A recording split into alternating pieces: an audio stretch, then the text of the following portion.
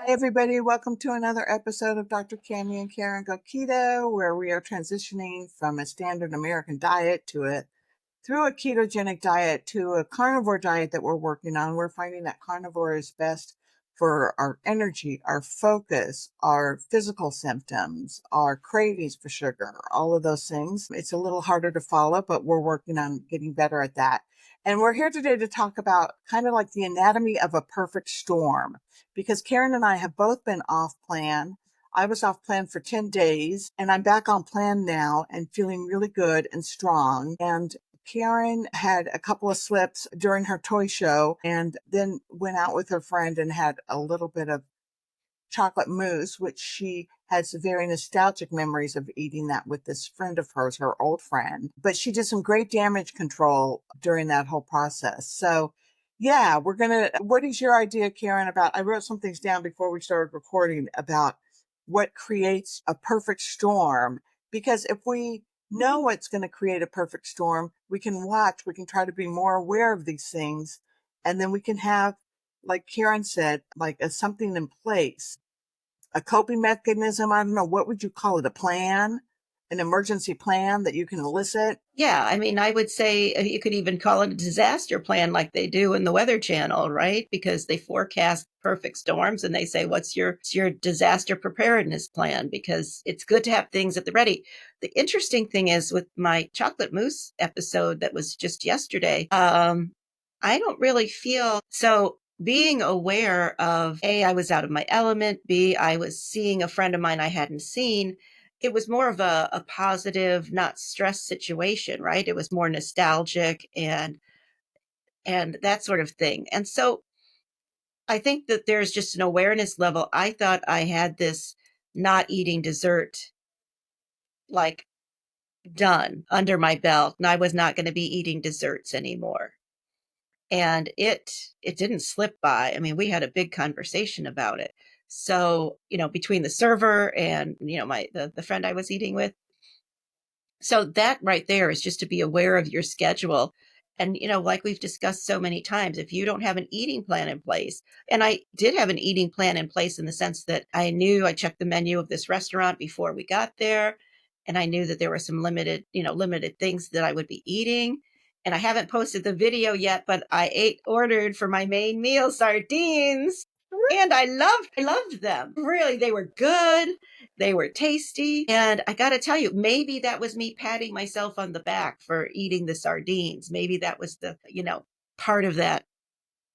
And I kind of Perfect knew I was going to storm. eat the Yeah. sardines. So it kind of been like, oh yeah, because I tried something new and I liked it. It's something I can put into my carnivore carnivore food repertoire. Now I can go, oh, well, but I ate that dessert. So that was the reason why I showed the skin if you didn't see the catwalk video, the Sunday, where we are physically in our changes. I pulled up my shirt. I was wearing my share shirt, which just means I just pull up the shirt through the top of my shirt. So you see my 90s. midriff.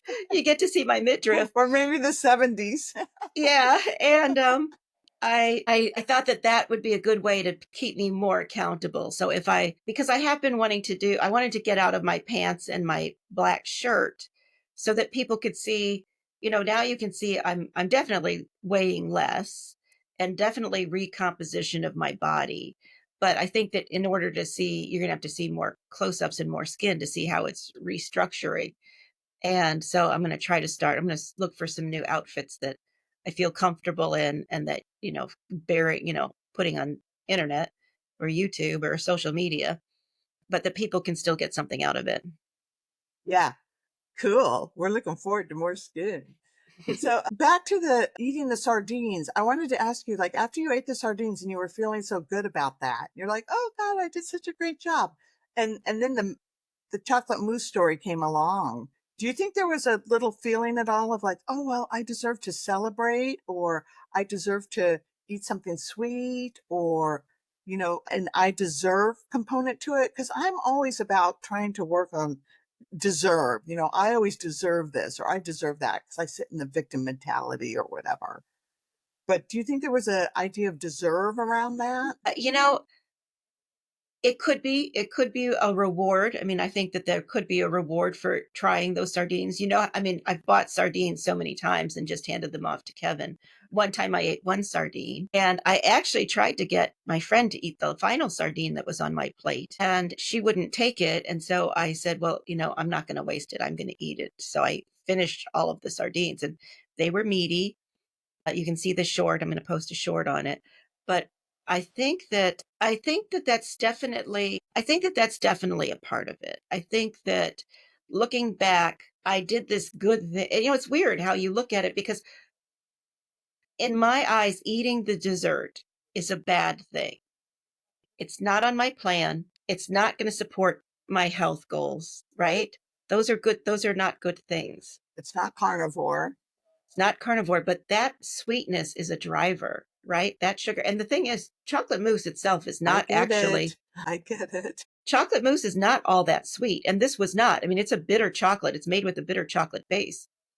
So I can say at least I feel better that it was not like, you know, the sweetness of like a Snickers bar or something like that, right? A piece of birthday cake. It was, but, and I told Cammy, I think it was probably only 4, maybe 5 bites because it was a small serving and we shared it. So that's the And damage control that you did. That was excellent.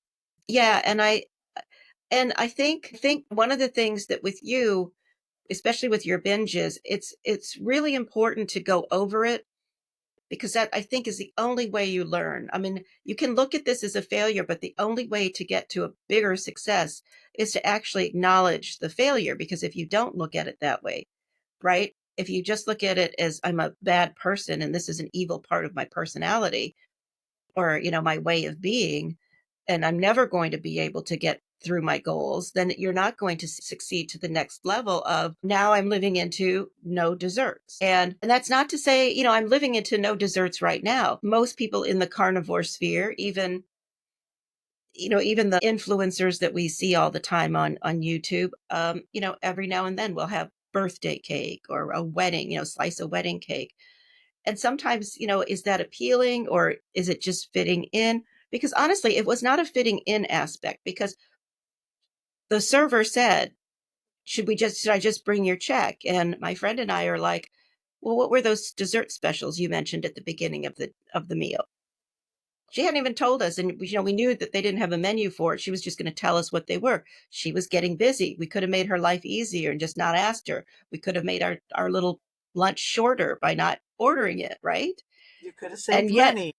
right, and yet we plodded on and said, "Hey," um, and it could be I had a carnivore conversation with her, and she's not believing me, and of course she's not going to believe me because then I eat sugar, right? Is it, you know, is that that's a different part of the conversation.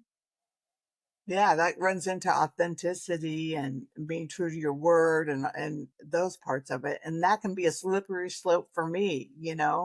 But I also wanted to go back and talk about like retrospectively, like right when you eat off plan and you're like kind of surprised, like, oh, I'm kind of surprised I ate a dessert, and, you know. But then when you look at the situation and you're like, you're with your girlfriend and it's nostalgic, and you know, then it all makes sense. But as you go off plan, you can, because this is something I need work on. You can retrospectively go back and look at what your life was doing before you did that, and how we had talked about off recording about how your brother had been out of town. And so you were sleep deprived, you were under extra stress, taking care of your mom by yourself. I know that's a very stressful situation for you because you do such a good job of it. And that keeps you up at night every few hours and a little bit of, and so then once he comes back around, you're always ready to get out there right away and, you know, get things done and go be with your friend was one of them. But that creates some stress in your life. And stress is stress is stressful, right? It's a very easy way for us to get off our plan when we're under extra stress. And so I think that's part of the perfect storm too. Like one of the things that we can think about is, hey, if we're outside of our homes, like when I eat, anytime I eat outside of my home, because in my home, I have my steak, my bacon, my butter, my eggs. I have all that stuff cooked and ready to eat right away. And there's a little bit of cheese sometimes I put in there. When I'm outside of my home, it's always a crapshoot, right? It's like I have to really plan carefully. Like today on Mother's Day, I'm going out to be with my niece, and we're going to go to a taco shop, and I know that they're going to have breakfast tacos there that I can take off of the tortilla. And I'm actually pretty good at that now. I used to have a really hard time about a hamburger without the bun. I got over that. Then I had a really hard time with Taco Tuesday and not eating, the tortilla. And now I'm done with that. I'm like, I can scrape off the insides. And interestingly, I went the other day to a restaurant, and we asked the cook if he could just put the fixings of the burrito into a bowl for us, and he said no, he couldn't do that. He couldn't make a breakfast burrito without the tortilla. So we're like, okay, fine, we'll take it that way. So there were two of us there. This was my sugar addiction group. We got together. It was fabulous. And so my friend and I just opened it up and took everything out and ate the insides. It was kind of funny that they couldn't handle that. But anyway, so getting outside of our home, getting outside of our usual circumstances, getting under extra stress, celebrating or going to an event that's going to be a celebratory thing. Like today is a perfect setup for me because I'm going to be celebrating with Christina, which will be great. But then after that, I'm going to go see my mother with my son. Perfect setup for me, even if I know it going in. So I'm going to have some steak and bacon and butter from home that I'm going to heat up to eat on the way there. And I think I'm going to even eat it if I'm hungry or not, because I'm just going to prep myself to be full when I'm with my mother. And my son is very supportive, so that's not stressful for me at all. But like Yeah. going back retrospectively and learning like what it is that sets us up so that the next time that your brother's out of town for a while, you can set yourself up when he comes back to have success no matter what hits you. Right. And I was thinking as you were talking, Cammy, we often talk about having a strong why. The why is one of the main things that keeps you on track in trying to transition to build, new neural pathways in eating, the new way of eating and getting rid of the old way of eating. And it could be, for me, I probably need a why for dessert time in a restaurant, right? Like when it comes to the meal is finished, it could even be ask for the check before you take your last bite of your entree.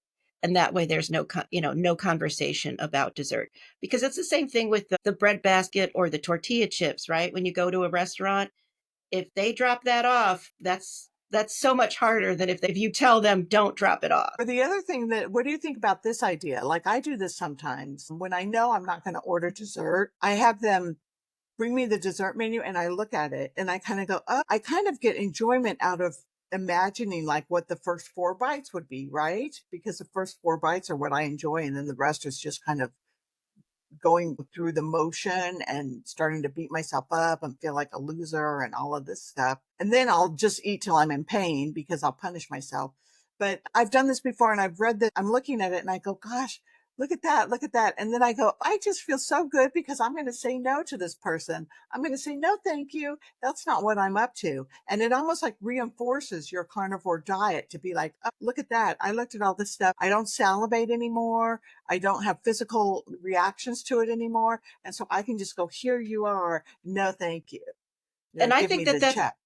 I think that that's a good, strong physical anchor for especially if eating dessert is, an issue. Or, you can do the same thing with the alcohol, the cocktail menu or the wine menu, right? Because Mm-hmm. you you and maybe it doesn't work the first time or the second time or the third time, right? Because you see it and you go, oh yeah, I'm going to have the hot fudge sundae, right? But instead, people don't have hot fudge sundaes on their menu anymore. Creme brulee, okay, I'm going to have that creme brulee. It looks really good, right? And so but it helps you build the new pattern because you're going through the motions. And then maybe you change how you order your hamburger, or you change because for carnivores, a lot of us went from, no, we don't want fries, can you bring me a side salad or some vegetables? But now Mm-hmm. with carnivore, you're like, no, can you bring me the hamburger? Obviously no bun for a long time. But now you say, and I don't want the vegetables, I don't want any sort of side. Can I just get the burger a la carte and just pay for the burger? So, those are the things that because and eating out becomes a little pricey because you have to, you don't eat those sides.